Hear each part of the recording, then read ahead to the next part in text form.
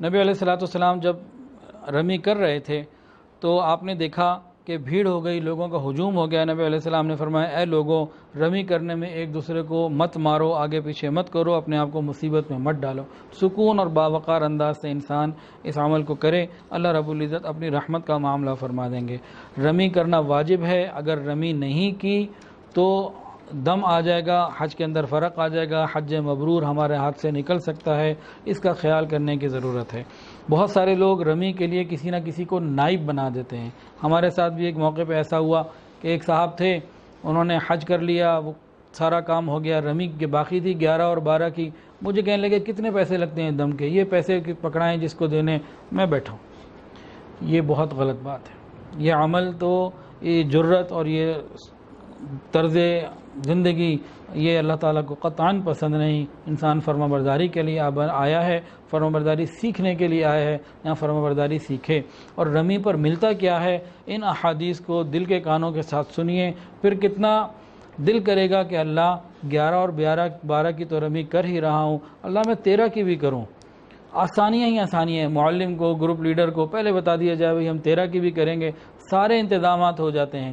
بلکہ 12 کو جانے میں راستے میں رش، جہاں جائیں گے رش، 13 کو جانے میں وہ رش چھٹ چکا ہوتا ہے، بہت آسانی ہوتی ہے 12 کی نسبت، اور سنت الگ۔ اب ثواب سنیے، حضرت عبداللہ ابن عمر رضی اللہ عنہ کی روایت میں ہے کہ فرمایا کہ نبی علیہ السلام نے فرمایا کہ تمہارا رمی جمار کرنا تمہارے ہر کنکری رمی کا بدلہ ہے، ہلاک کرنے والے بڑے بڑے گناہوں کا کفارہ ہے، یعنی ہر ایک کا بدلہ ملے گا۔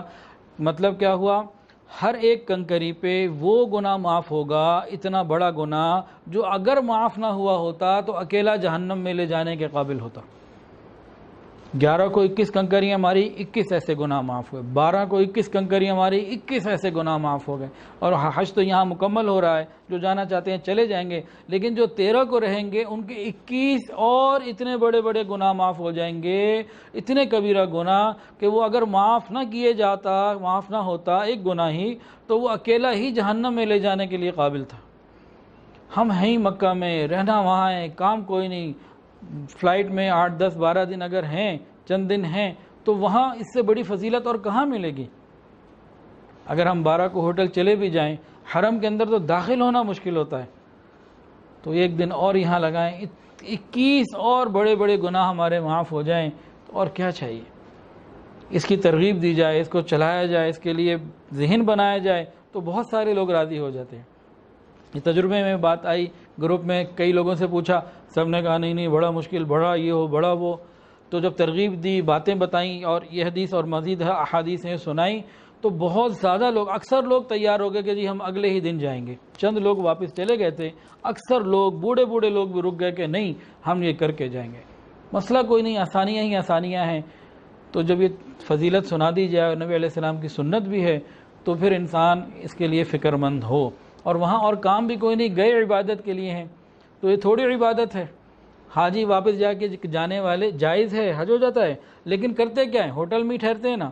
تو بھائی اگر یہیں مینا میں ٹھہر جائیں اور 21 اور بڑے بڑے گناہوں کی معافی کے وعدے لے لیں، اور کیا چاہیے، اس کا خیال کرنے کی ضرورت ہے۔ ایک حدیث کے اندر آتا ہے، نبی علیہ السلام نے فرمایا کہ جب انسان جمرات کی رمی کرتا ہے تو اس کے ثواب کو کوئی نہیں جانتا، یہاں تک کہ قیامت کے دن اللہ اس کا پورا پورا بدلہ عطا فرمائیں گے۔ اور ایک اور حدیث کے اندر آتا ہے کہ بہرحال تمہارے رمی جمرات وہ ہے جو اللہ نے فرمایا ہے، فَلَا تَعْلَمُ نَفْسٌ مَّا أُخْفِيَ لَهُم مِّن قُرَّةِ أَعْيُنٍ، کوئی جی نہیں جانتا اللہ نے آنکھوں کی ٹھنڈک کے لیے جنت میں کیا کیا تیار کر رکھا ہے۔ تو رمی کے بدلے جنت کی وہ نعمتیں ہیں جنہیں کوئی نہیں جانتا۔ اللہ اکبر۔ نبی علیہ السلام سے ایک صاحب نے پوچھا رمی کے بارے میں کیا ملے گا، رمی ہم کرتے ہیں، کیا ثواب ہے؟ تو نبی علیہ السلام نے فرمایا اس کا ثواب تم اپنے رب کے نزدیک وہ پاؤ گے جس کے تم سب سے زیادہ محتاج ہو، یعنی گناہوں کی معافی کا، جنت میں داخلے کا۔ ایک اور حدیث کے اندر آتا ہے، نبی علیہ السلام نے فرمایا تم جو رمی جمرات کرتے ہو یہ قیامت کے دن تمہارے لیے نور کا باعث ہوگا۔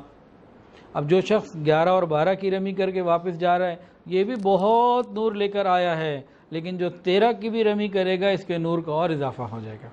تو ہمیں چاہیے کہ ہم 13 والی سنت کو بھی پورا کریں۔